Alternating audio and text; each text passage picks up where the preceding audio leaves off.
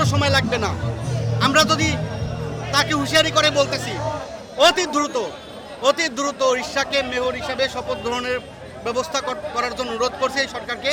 তা নাহলে আমরা এই সরকার পতন আন্দোলনে নামবো, খুব শীঘ্রই এই সরকার পতন আন্দোলনে নামবো। এছাড়া আমরা কোনো 100 পিছপা হব না। যদি সরকার আমাদেরকে ওই সুবিধা, এই নগর পিতায় যদি ওইখানে ওনার ক্ষমতা ওনার ছেড়ে বসাই দেব, আলহামদুলিল্লাহ, আমাকে কোনো আন্দোলনের দরকার নেই। এখন উনি ডিক্লেয়ার দিব, শপথ করাইব, আমরা সব বাসায় চলে যাব। আমরা 1 মিনিটও রাস্তাঘাট বন্ধ করবো না, সরকারের কোনো ডিস্টার্ব করবো না। সরকার ভালো, সরকারে আমরা মানি, সরকারে আমরা শ্রদ্ধা করি।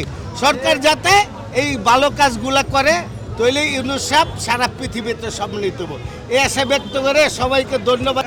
অভিভাবক ঢাকা দক্ষিণ সিটি অভিভাবক ইশাক ভাইকে তার আদালত কর্তৃক দেওয়া যে রায় সেটা মানা হচ্ছে না, কালক্ষেপণ করা হচ্ছে, তাকে শপথ পাঠ করানো হচ্ছে না, তাকে তার দায়িত্ব বুঝিয়ে দেওয়া হচ্ছে না। এটা আমি মনে করি একজন নাগরিকের মৌলিক অধিকার, রাজনৈতিক অধিকার খর্ব। আমরা ঢাকাবাসী আমরা বলতে চাই, আমাদের অভিভাবক ইশাক ভাইকে অনতিবিলম্বে তার ন্যায্য অধিকার ফিরিয়ে দেওয়া হবে। যদি তার এই অধিকার ফিরিয়ে দেওয়া না হয় তাহলে আমরা রাজপথ ছাড়ব না। আমরা অতীতেও যেভাবে রাজপথ দখল করেছি, আমরা যেভাবে ফেসিবাদকে বিদায় করেছি, সেভাবেই আমরা বর্তমান তাদেরকেও এইভাবে আস্থা করে ছুড়ে ফেলবো ইনশাআল্লাহ।